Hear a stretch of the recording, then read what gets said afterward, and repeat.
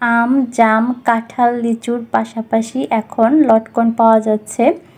আর লটকনটা খেতে খুবই মিষ্টি এবং সুস্বাদু। আর এইটা প্রচুর পরিমাণে ফলন হয়, একদম গাছের নিচে গোড়া থেকে আগা পর্যন্ত থোকায় থোকায় হয়। আর এই গাছটাতে মাশাআল্লাহ প্রচুর পরিমাণে ফল হয়েছিল, কিন্তু মেঘলা আকাশের কারণে তেমন একটা বোঝা যায় না। আমি নিচ থেকে কয়েকটা পেড়ে নিলাম, কারণ উপরে হাত দিয়ে ধরতে পারছিলাম না, এক হাতে মোবাইল ছিল এই কারণে।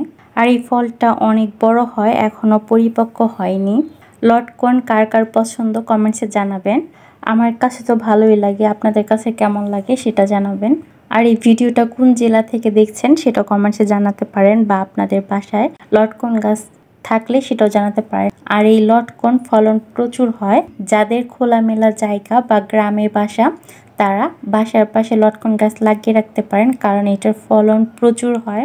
গাছ থেকে নিজ হাতে ফল পেড়ে খাওয়ার মধ্যে মজাই আলাদা, কারণ ফরমালিন মুক্ত ফলটা পাওয়া যায়, যেটা আমরা বাজারে পাই না। সাধারণত ফরমালিন দেওয়া থাকে এবং ফলটাও তেমন একটা ফ্রেশ থাকে না, এজন্য নিজে হাতে গাছ থেকে ফল পেড়ে খেতে বেশি মজা লাগে। আর দুপুরে বিরিয়ানি রান্না করেছিলাম, বিরিয়ানির ফুল ভিডিওটা করা হয়নি। খাওয়ার সময় ভাবলাম যে একটু ক্লিপ নেই ভিডিওর। এটা অনেক ঝরঝরে ছিল, আর এটা হচ্ছে মুরগি দিয়ে রান্না করেছিলাম। বিরিয়ানিটা খাওয়ার পর আর সন্ধ্যার সময় এই নাস্তাটা বানিয়েছিলাম। রুটি সবসময় খেতে ভালো লাগে না, তারপরও এটা বানিয়ে নিলাম। কিন্তু এই রুটির মধ্যে ক্রিম ব্যবহার করলে বেশি মজা হয়। ছোটবেলা অনেক খেয়েছি, এখন তেমন একটা খাওয়া হয় না বা দেখি না। এইটার মধ্যে ক্রিম দিলে বেশি মজা হয়। আমি প্রথমবারের মতো তৈরি করেছিলাম, এর জন্য আর ক্রিমটা দিইনি। আর ইস্ট ভালো থাকলে এই রুটিটা খুব সুন্দর হয়। এই রুটিটা কার কার পছন্দ সেটাও কমেন্টসে জানাতে পারেন। আর খেয়েছিলাম আমের জুস।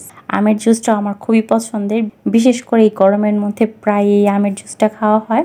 ভিডিওটি যারা আমার ফেসবুক পেজ থেকে দেখছেন তারা আমার পেজটি ফলো করে দিবেন, আর যারা আমার ইউটিউব চ্যানেল থেকে দেখছেন তারা আমার ইউটিউব চ্যানেলটি সাবস্ক্রাইব করে দিবেন। ধন্যবাদ ভিডিওটি দেখার জন্য।